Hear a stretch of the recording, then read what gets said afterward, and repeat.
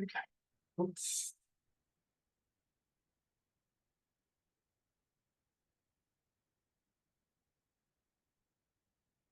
You see me now? Okay, so making yourself comfortable in your chair. Just the feet down.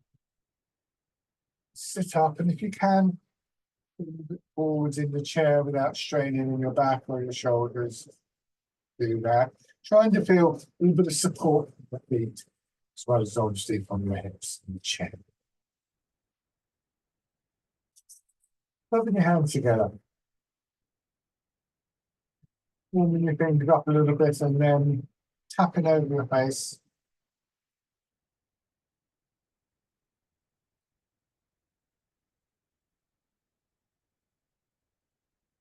Up over your head and neck.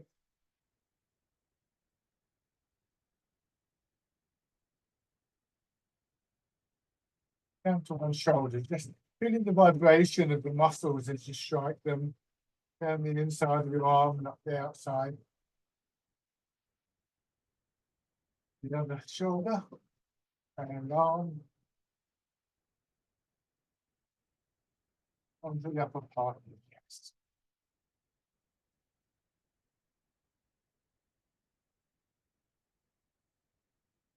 Right on your belly. And your face.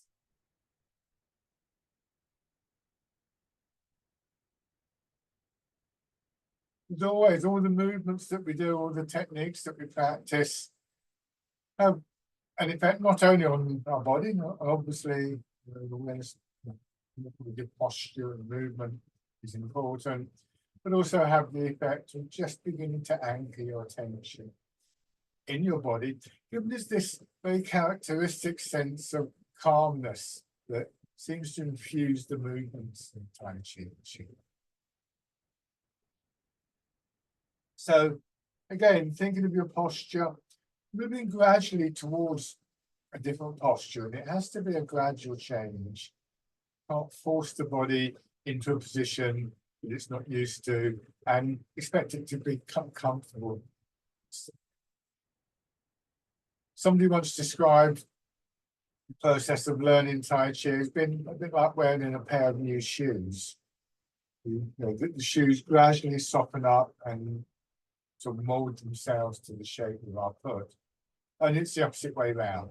It's our body that gradually softens up and begins to find itself able to meet the requirements of the posture. We want to find a posture that's supported, so we don't have to strain just to be upright, whether seated or standing. That allows us to drop our weight down, to root down. And one that allows for a freer quality of movement through, particularly our upper body. So if you are able to be forwards in the chair, tilt forwards a little bit and feel some of your weight, about 30% of your weight in the feet. You're finding that that's not quite working, maybe a bit tight in your back. You go back a little bit, maybe even as far as the back of the chair. You can still do this. It's probably a little bit more subtle, but the principle is still there. So feet supporting some of the weight of your body. The hips in the chair, of course, supporting the rest.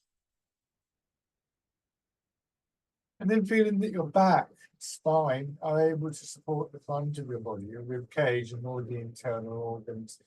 Try not to pull your belly in or tighten your chest. Let the shoulders drop. And as you do all of this and you start to get a release of tightness in the soft tissue of the body, also aware that what sort of makes itself felt, what arises, is a sense of how you're supported from within the body as well. Thinking of like skeleton. Notice if this brings about any sense of change in things like the breathing, because A less tight body is a more spacious one, where there's more space, movement, like breathing, it's a form of movement, but all sorts of movement become easier. So we've lined ourselves up with the pull of gravity, we've felt the support from the body, and we start to have the potential to move without fighting.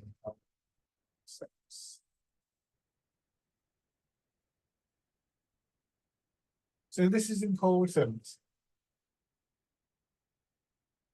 that we have a sense of the posture that we're trying to maintain, so that as we start to move, it's more difficult to sustain that posture, but we're able to come back to it once we begin to recognize it.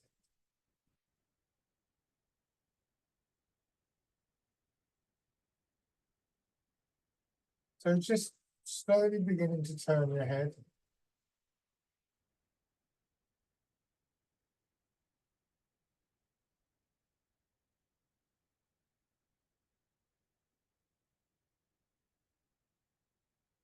We're looking to be able to move within that space that has been created. Finding path of least resistance. A way of moving doesn't create tightness within the body. Encourages this fluidity, this flow of movement. Enables us to become aware of how different parts of the body are connected.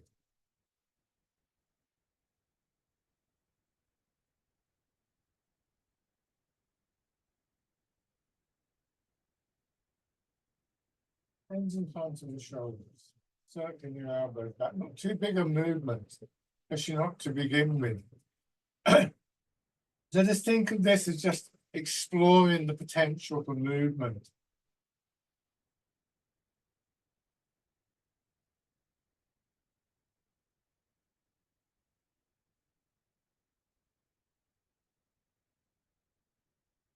How far are you able to move without getting into a situation where you feel as though your body's fighting against them?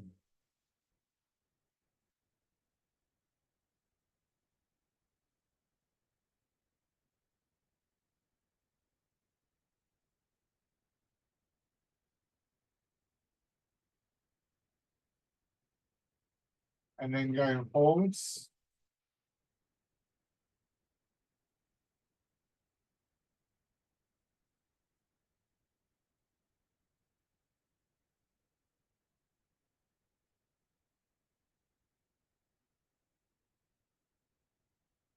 Letting your hands drop down, elbows slightly out, so hands a little out from the sides, and just rotating your arms,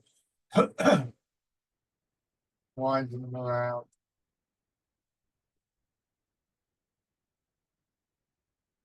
Trying to just note, be aware of the changes wherever they happen to come up. So with this one, the movement in your shoulder and your arms, of course, but maybe in the chest, the sides as well.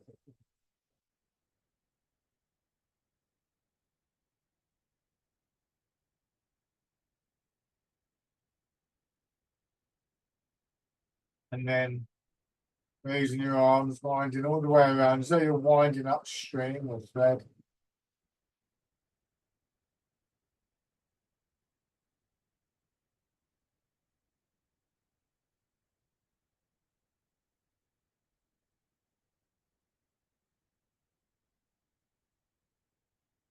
And that.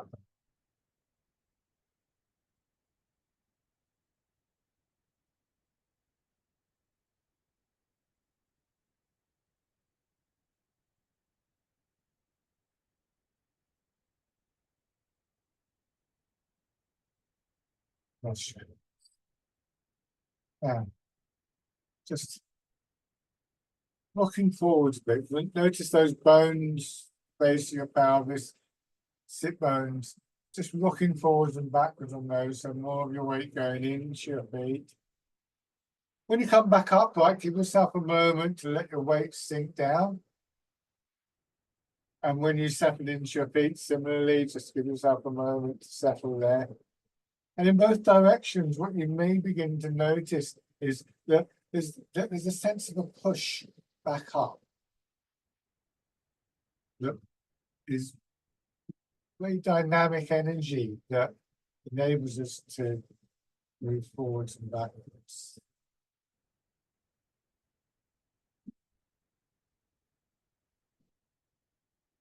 So just allowing the springiness in your feet and your legs, in lower back, hips, buttocks to press, then feeling that expansion.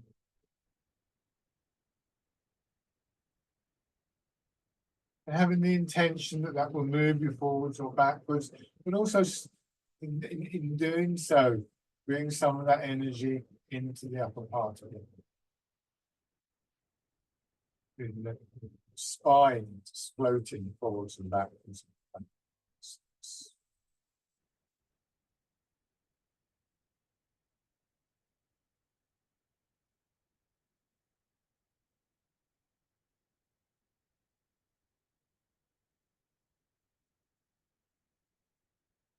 Turning so that you go towards one foot, more of your weight going into that leg.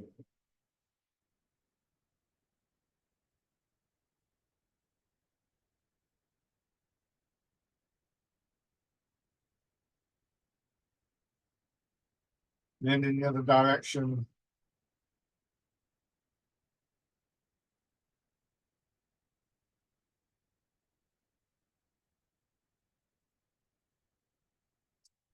And then turning towards the other leg, feeling your weight move across, and then rolling back more into your hips, turning again, bring your weight back to the hip and so on and so forth. So feeling that the combination of that weight change, that transfer from one part of your body, one foot, the hip and so on.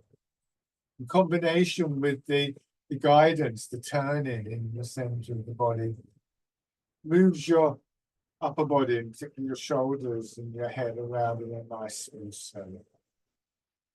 And then back the other way.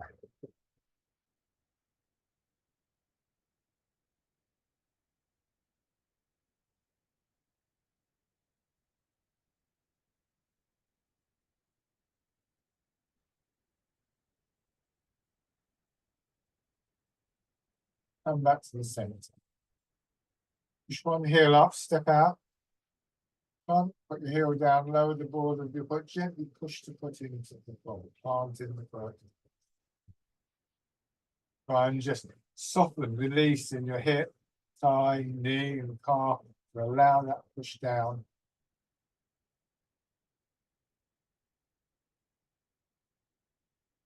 And that act of releasing through your leg creates the space, and now you can move your weight forwards. Planting the foot, releasing, letting go of the tightness, resistance in your leg. Creates the space for your weight to move.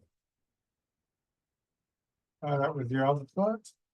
First of all, what we call an empty step, but still with that releasing feeling. You want to try and feel the gentle pressure on the sole of your foot. So you're pushing your foot into sand.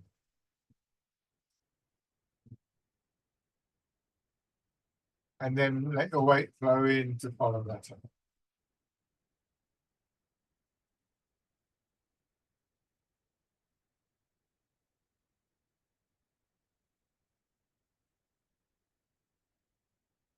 One more time.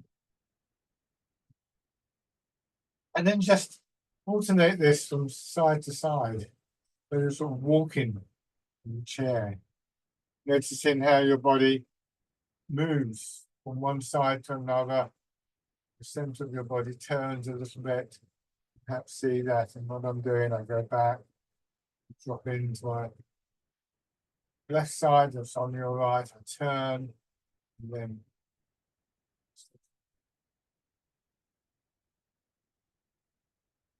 and again, notice what's going on in your body. So just having a sense of some of the things that would take place when we were doing the stepping standing up, which we were doing that.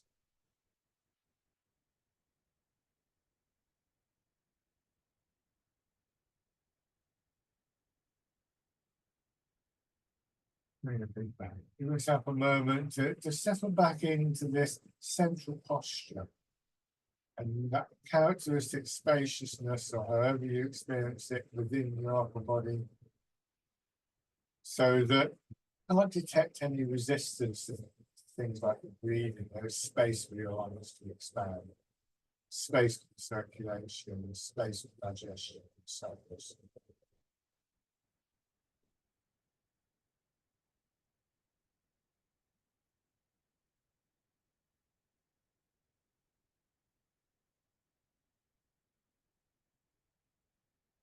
Now let your hands drop down and trying to maintain, or having an intention to maintain that space as we bring our arms more into the movement. Turn your hands palm forwards, third folds its rings, going forwards, rotating your arms.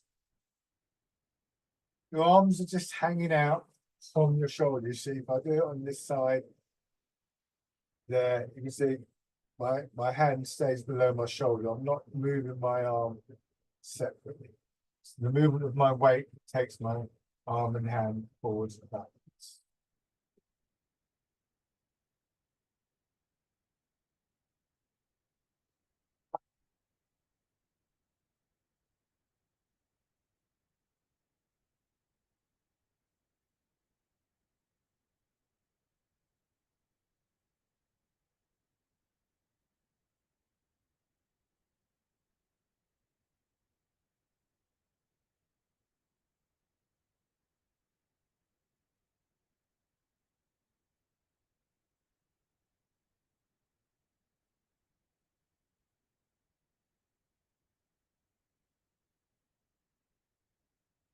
Next time, from the forward position with the hands facing backwards, keep them that way, let them drop down, and now just letting your arms swing through.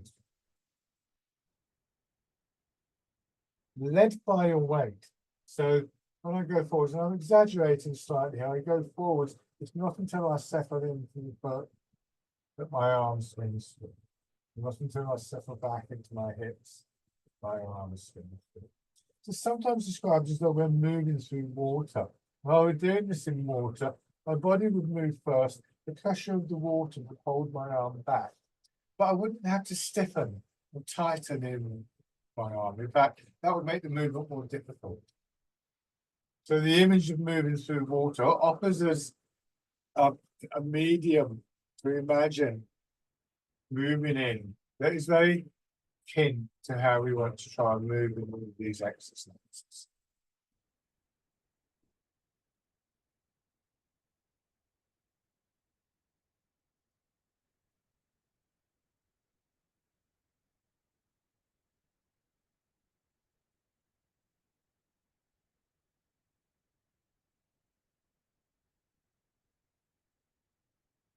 A fisherman cast the net. And then this time from the forward position with your arms out in front, simply coming back up and letting that draw your arms over and elbows drop, bringing your hands in. Holding the ball. Now you notice here, my arm, the angle between my arm and my side needn't change. So at this point, I'm not lifting my arm. In fact, if I had a ball underneath my arm and I lifted my arm, I'd lose contact with it. I'm pulling.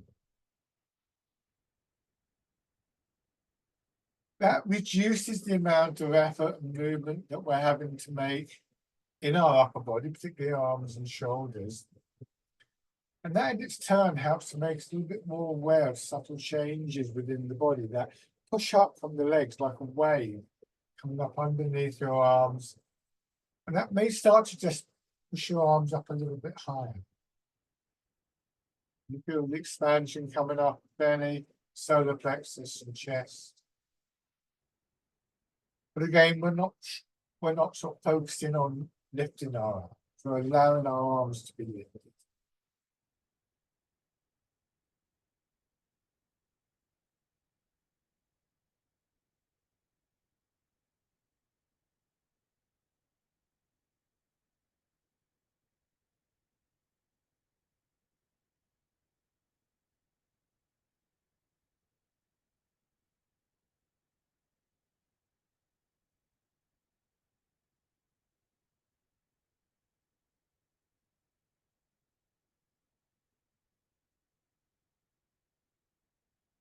Now from the forward position, as you come up, turn your hands palm in, draw your elbows apart, so the expansion in the front of your body. And then, so you still got the ball there, you're going to squeeze in on the ball. This is pigeon spreads its wings, expanding in the front of your body as you go back, feeling that contract and feeling the movement, drawing out sideways in the back, so expanding there, and then contracting in your back, helping to pull your arms back out. So we start to get this sense of a movement from front to back within the body, like a wave going forwards and backwards. That sense of that energy. Sometimes scriptures use it like the energy is moving and massaging you on the inside, as though all the internal tissues and organs are being bathed in the energy.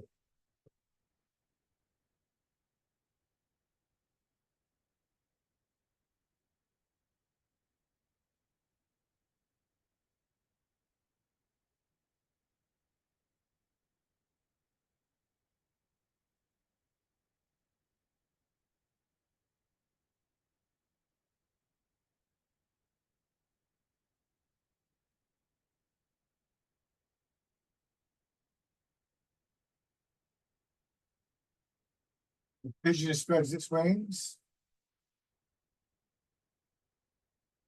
This time, the forward position, leaving your hands in line with your hips. Elbows still come out a little bit, and then pushing away, pushing forward. Your arms, as your elbows come in, taking up the shape, and the movement forwards, pushing your elbow forwards. So there's a natural swing up in your arms. You're not trying to lift your arms. But what you have got is a movement that still has that expansion and contraction front to back. But the expression of that is actually much smaller. So it's as though all that energy is kind of packed in your arms and your hands. They're stronger.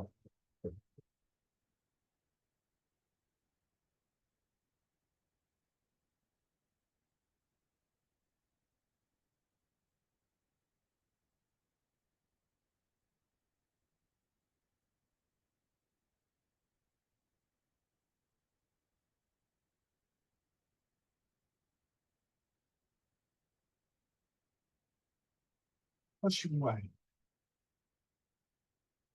Try not to overextend your arms and hands. Go further forwards and the point above your knees.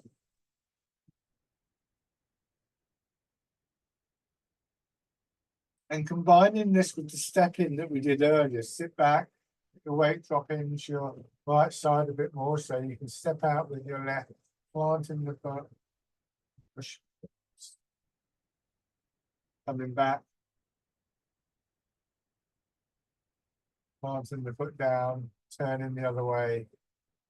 Notice whether there's an urge to move your arms too soon. This is very common. What we want to do is to establish the presence of the foot before we try and move our weight into it, which is common sense, really. But it's very hard to avoid that kind of. I've got to do something with the arms. So one of the things that I would strongly associate with an awareness of the postures and how the movements are built from the ground is a change in perspective on how we consciously or unconsciously view the body. From below upwards rather than from the top downwards. from the inside out rather than just concerned with outer form. We can gradually becoming more aware of what's happening within the body, more able to bring a sense of intention into it.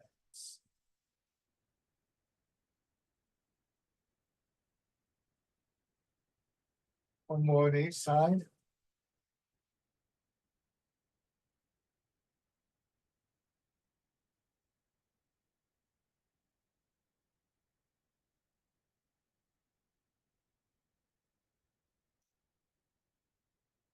And then bringing that foot in, facing forwards again, make a loose fist with your hands. Push out.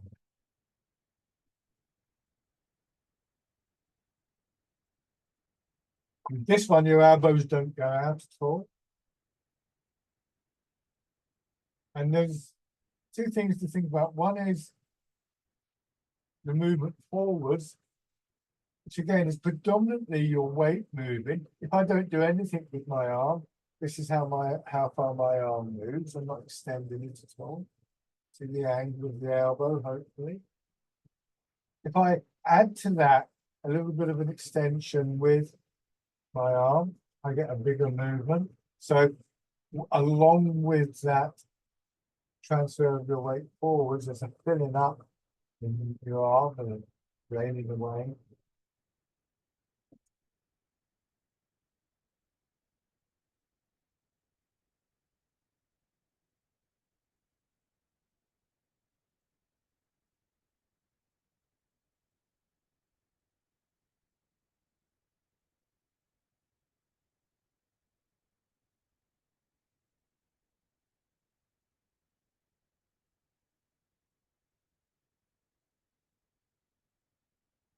And then from the forward position, open your fingers. Bring your hands out and in, and again.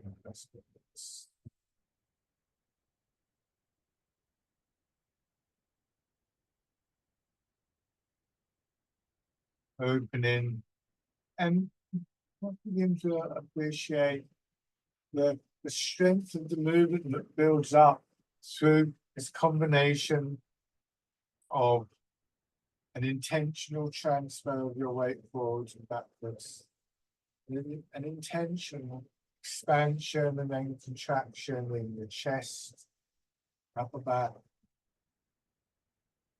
creating the energy that gets expressed through your arms.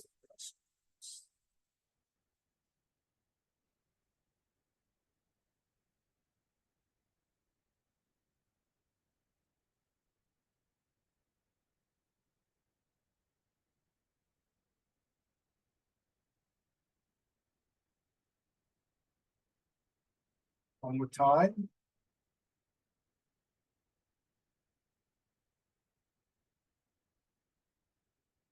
Coming back, turn your hands palm down, turn a little bit, and then ease forwards, lengthening through your back and spine, your arms and your fingers. Turn, come across. Using your hips and the movement of your weight, move your upper. Polishing the tape. So that you can see the significance of what's happening in our hips more easily. I'm going to do a couple of these standing with my back to you.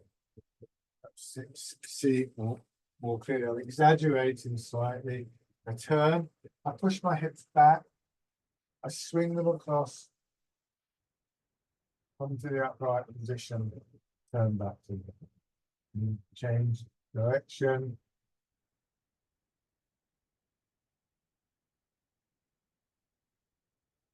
So in the chair, we're not going to be able to slide our hips forwards and backwards. That would be too much effort. What we do is we tilt the pelvis forward, but feel the hips dropping back at the same time. And then we turn in the center of the body. I suppose you could So if you had a very slippery chair, then maybe your bottom would be sliding about on the chair, but that is not, it's not something that we're wanting to have.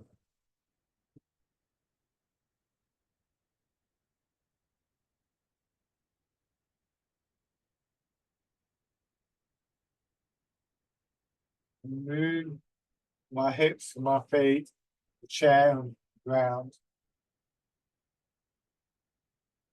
One more time.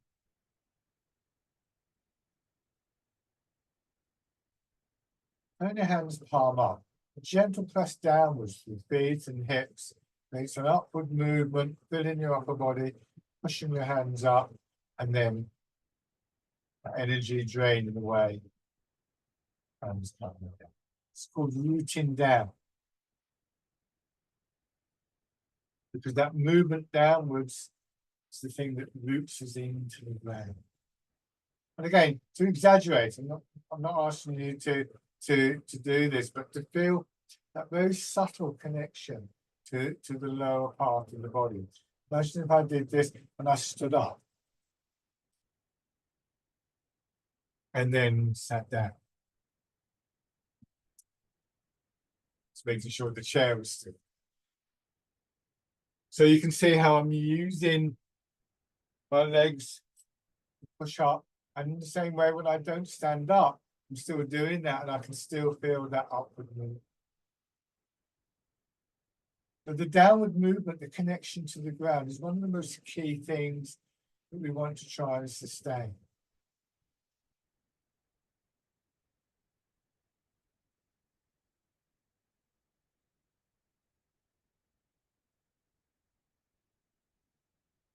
Hence the name of the movement, rooting down. And if you can feel these connections in the chair, when we come to do the exercises standing, you should have no problem. One more time. The hands come down, turning your fingers out. Same thing in your legs and your hips. Arms being pushed out sideways. Chair. And because they go out sideways, they'll swing up. I'm not trying to lift my arms. This is the wild goose. So we may want to bring in the image of the bird in flight. If that offers you some kind of quality, some kind of feeling. We use a great deal of imagery in Tai Chi, all sorts. It's one of the ways in which we bring a sense of intentionality into the movements. If an image doesn't really work for you, it's not the end of the world. There's plenty of other images. One of the very common images that we use is that we're moving through water. Again, that sense of a resistance means that we place in the body a requirement to move in a particular way. One teacher once described Tai Chi as swimming on dry land, giving you a movement that is both softer and yet at the same time builds a sense of internal resilience. And then tilt forward slightly, just enough to get your hands in front of your knees. Sit back, sink into your hips, push up, and this time your elbows going out, drawing your fingers around in a nice smooth circle. Don't think of lifting your arms. That just becomes a strain. Think of the build-up, belly, solar plexus, chest expanding, pushing your arms up. Essentially, we could think in terms at the moment of using muscles of our arms, shoulders, and hands to create a shape for the movement, for the energy that is already present.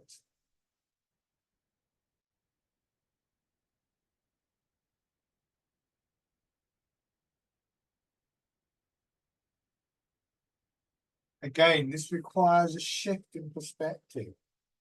We're not trying to move our arms in that sense. We're trying to create the movement that will move our arms forwards.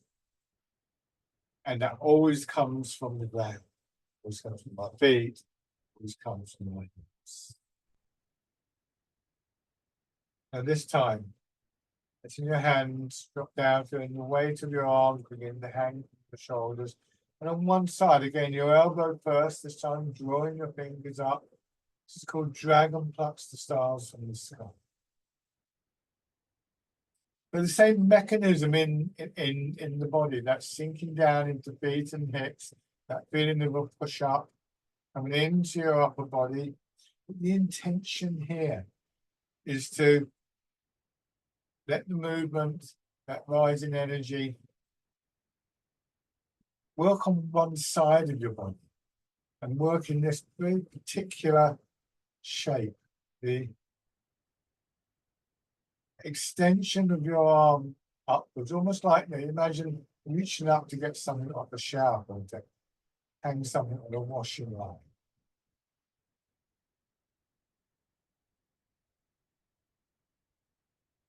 So intention is the connection between mind and body. You need a focused awareness. Our awareness has drifted off, and so will our intentionality.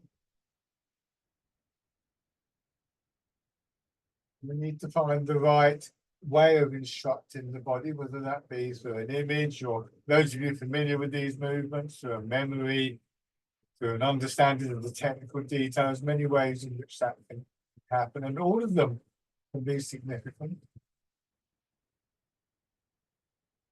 Notice whether you're in a hurry.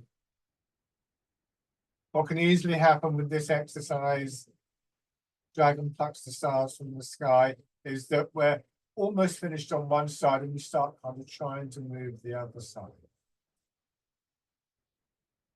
Our minds are hardwired to multitask, to rush, to maybe only half finish something. And one of the ways to very gently counter that, you can't force yourself to slow down, but you can give that part of your mind that is very lively, very almost inquisitive, something more to think about. So this time, your arm comes down and you bring your attention not to the other side, but to the center of your body and your hips. And then you feel the push up. Coming down, feel your fingers unfolding at the end of the movement, aware of that center part of your body, belly and hips, and then on the other side, the expansion.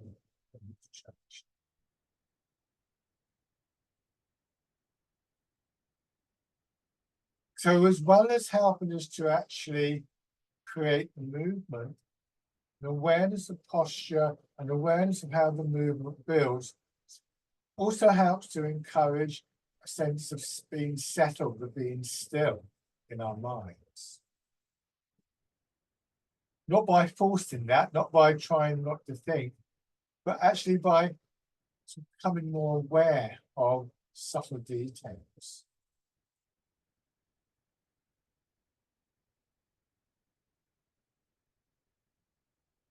This time, bring both hands up so that the inside of your arm or hand gently touches the outside of your hips.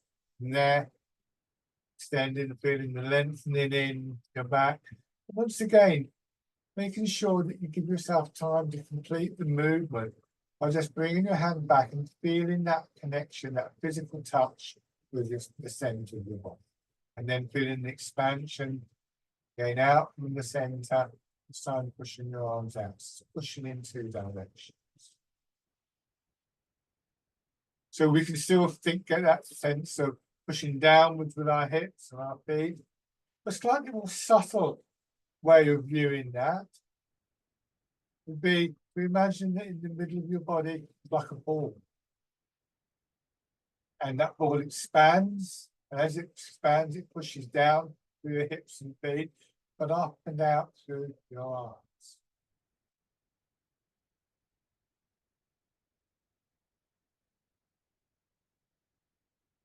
I mentioned moving through water, but with this one, another interesting image is to imagine your hands having a large elastic band wrapped around them, and as you push out, you're stretching the elastic band out.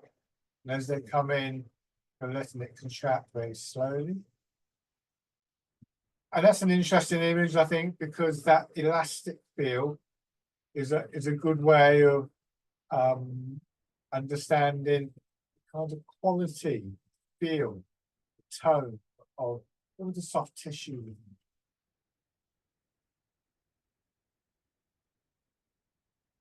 As our hands touch our sides, we realise that we need to just let the hips settle once again, probably stiffen up then. And this time, using the middle of your body between hips and waist, as you push your hands out, you turn in your hips and your waist, that redirection, pushing in 4 directions.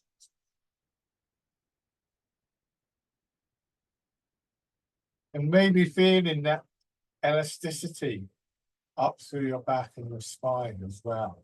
Being careful not to overwind. Don't strain in your back. Perhaps.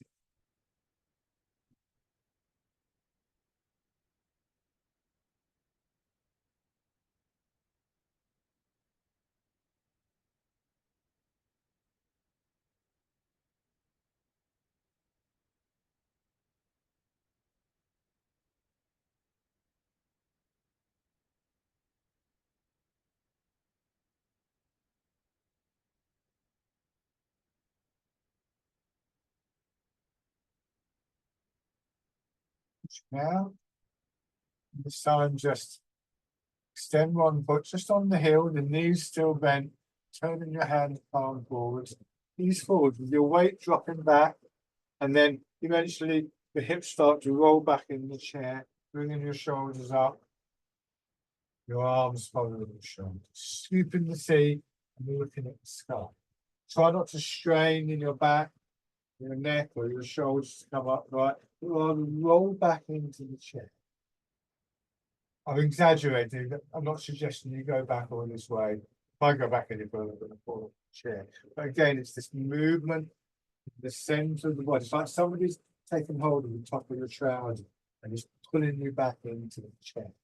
This shows us a really important aspect to the Tai Chi posture, which is that we get an upright start, not by straining in the upper part of the body, but by allowing gravity to pull our hips down.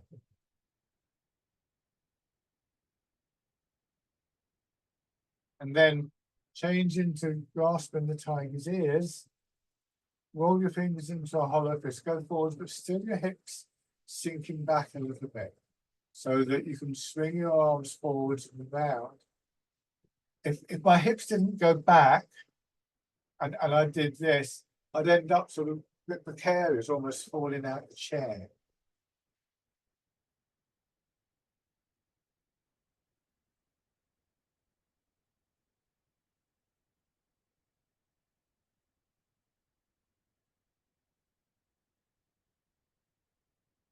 Grasping the tiger's ears. Changing sides. Scooping the sea and looking at the sky. Remember this feeling of your hips drawing your head up. In a few moments, we'll be going back to the standing postures.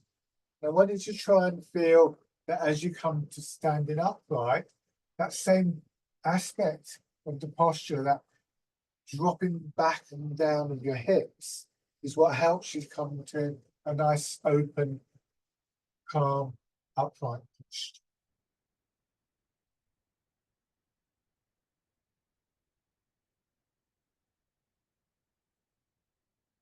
And grasping the tiger's ears.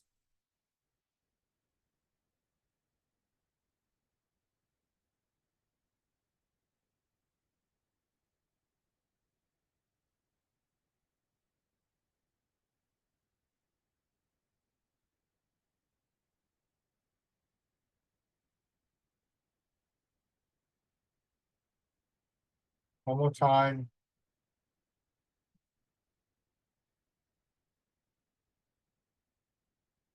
So then, Getting ready to stand, rubbing your hands together again, and tapping over your face.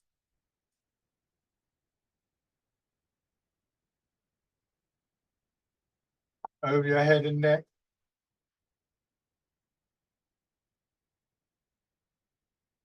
Shoulder, your arm. From the other side. Yeah, part of the chest. Down to your belly. Your sit back up and your legs.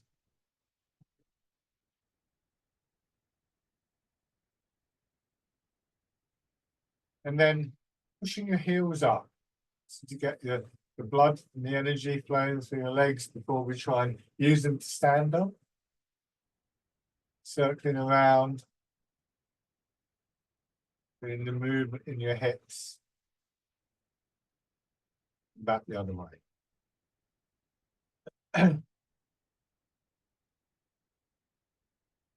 So when we come to standing, just show you this. I'm going to exaggerate it again. You might want to put 1 foot forward, but either way, I roll forwards. So more of my weight goes into my feet. I push from my legs and I come to this position. And remember, I am exaggerating. And then I just let gravity pull my hips down, come into this upright position, nice and easy. And I think this is a really important aspect of our posture that is often missed. We often strain in our back and our shoulders simply to become upright. This means that we can begin to come into that more spacious posture that we recognized in the chair, because we don't have to fight against the pull of gravity. In fact, we're using gravity to bring us to the upright position, shoulders dropping down in front of the cage as we do. So now, feet hip width apart, and letting the hips drop down a little bit more, easy on the knees, don't overdo this, and then pushing up, feeling again that springiness in your legs. As you sink down, the spring gets loaded, and then eventually we'll push you up. Bring your hands around, so you're cradling the ball, and standing version of rooting down. Keeping that connection to the ground in both directions.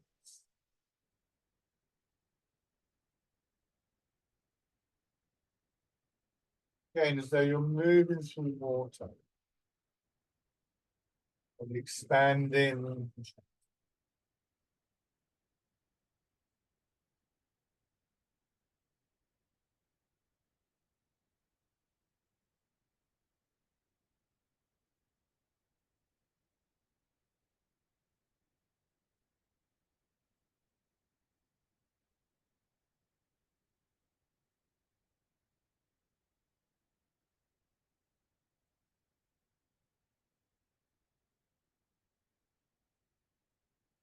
One more time.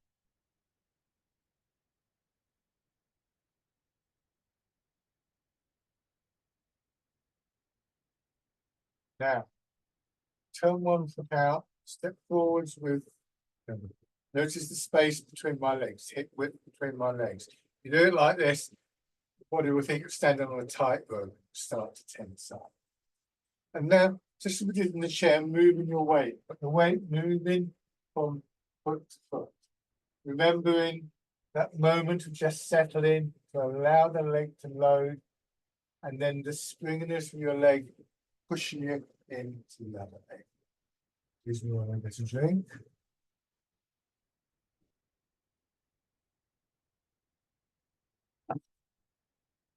Weight transfer is a movement that we make probably, I don't know, hundreds or thousands of times a day.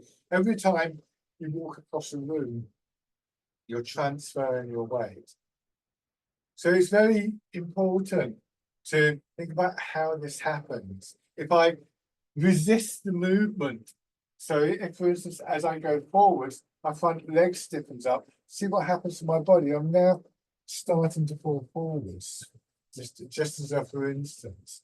So developing the ability, both physically and in your mind, to fill up in the leg is a really important contribution to our ability.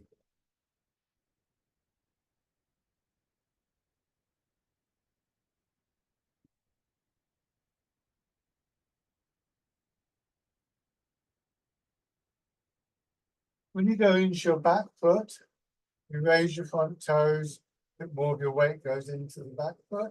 Turn the front foot slightly out, you go forwards, push your knee forwards, a bit more weight goes into your front foot.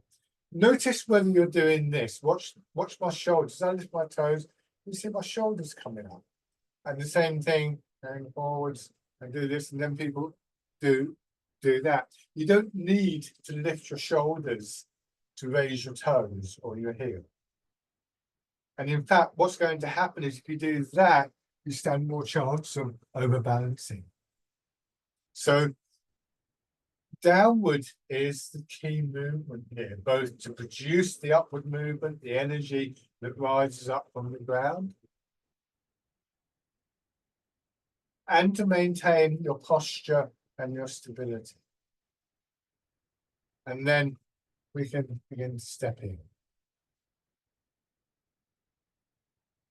So one of the things that Tai Chi asks of us is to start to let go of old habits of movement and posture, like straining in our shoulders to lift our legs or whatever. And that's quite a long and ongoing process. It starts with an awareness that we are doing something like that. And then on the other side, so again, from the parallel position of the other foot forwards, transferring the limit. Try not to be too harsh on yourself. Really say, oh, I'm lifting my shoulders, or I'm doing this, or I'm doing that. The first stage is awareness. So the fact that you're noticing doing these things is actually a really important step forward. It's not until you're aware of something that you can begin to change something. And if you notice that you're lifting your shoulders unnecessarily, see if you can just have an intention not to lift your shoulders. Maybe imagine somebody resting their hands on your shoulders, holding them down, for instance. Sometimes when we use an image like that, we realize that our body then finds another way to make the movement. So heels and toes coming off the ground. It's like if you're walking in a park and it's somewhere that you know well, and then you come to a turning and the path that you normally take has been blocked off for some reason, because it does, maybe there's some work going on or something like that. You then go the other way. You probably don't even have to think about it. So as you become more familiar with that inner landscape of your body, you're more able to find these alternative ways of moving. Stepping in, and we're planting the foot, that gentle push downwards. Like you're walking on soft sand, just trying to find the firmer sand underneath, or walking in the sea on sand. And you don't want to fall in the sea, so you're very definite about your stepping.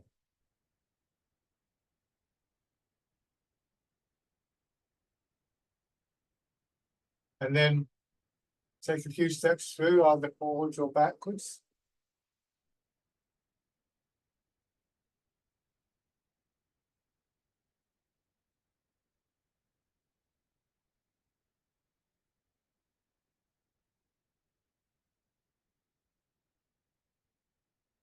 And change direction.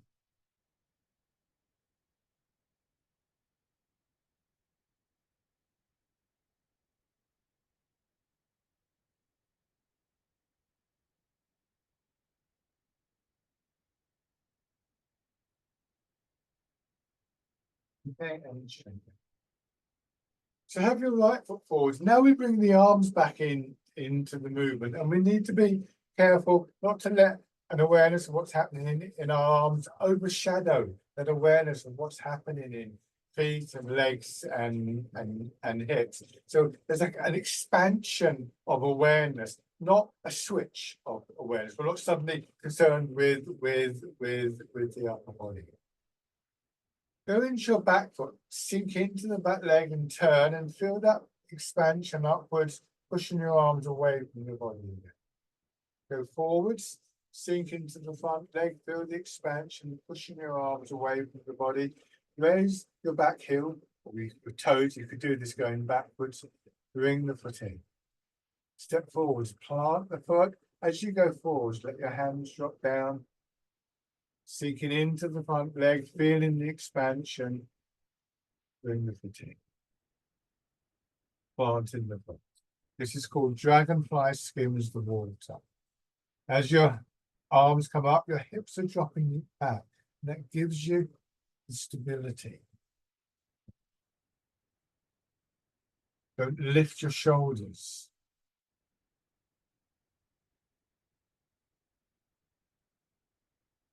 Change direction. Your arms swinging nice and freely from the shoulders. We're not having to strain in our shoulders to keep ourselves upright. We're not having to strain in our shoulders or our back to move our leg, to move the weight.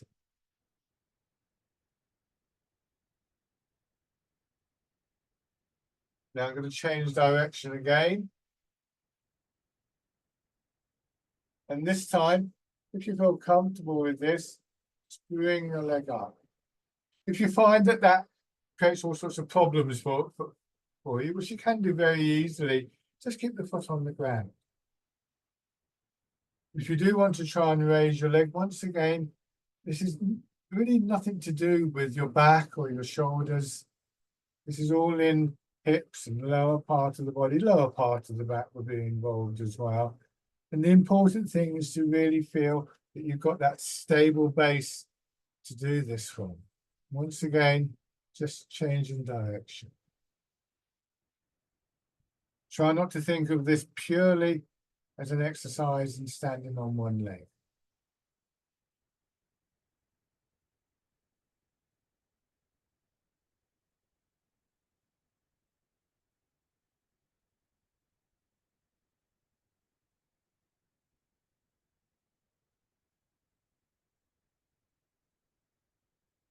Dragonfly skims for you.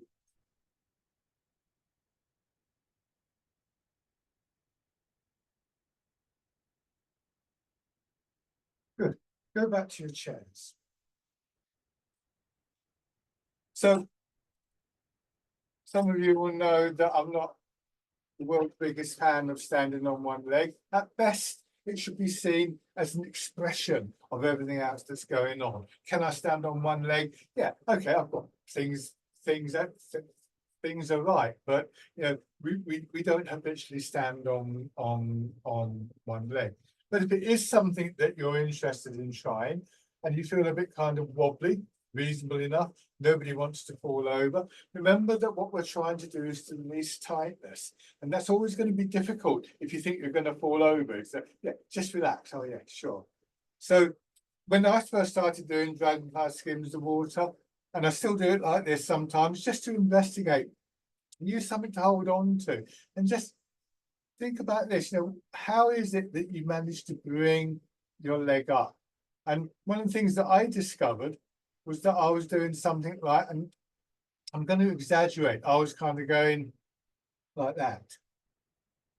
It wasn't very much actually, but I realized, oh, I'm leaning over to raise my leg. So of course, if I went to do that on one leg, I'm going to fall over straight away, aren't I? So I then began to think, well, okay, how do I bring this up without angling the body?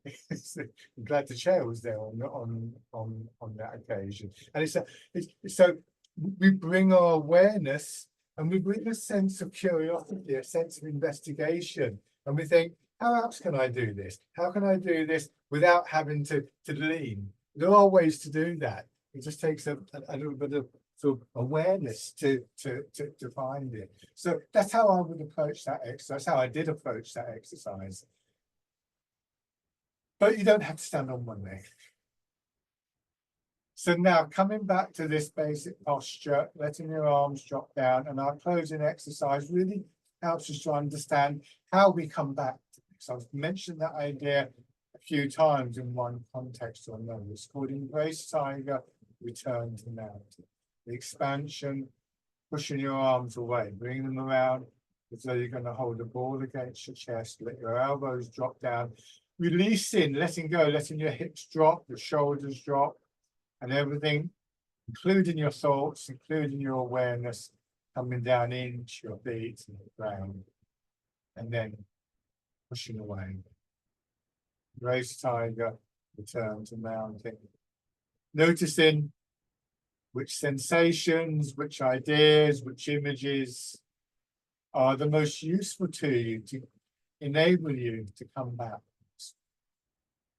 One of the great gifts of the practice, I feel, is that it offers us a way, possibly when we're under a great deal of stress, to come back to our center, to come back to the ground, come back to that sense of stillness and calmness. And we can perhaps find little triggers, perhaps find little ideas that are useful for us to remember those times.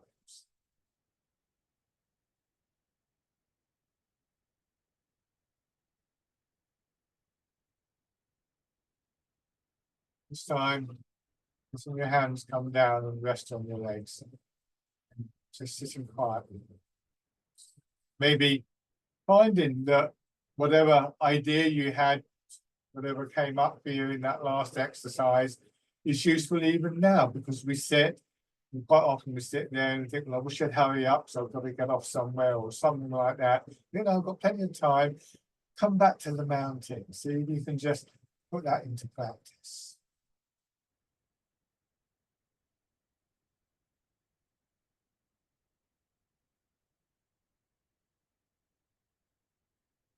And then just open this. Many thanks for joining me, everybody. Lovely. As always, if you do have any questions, please feel free to contact me and I'll do my best to answer them. Enjoy the rest of your day. Bye for now.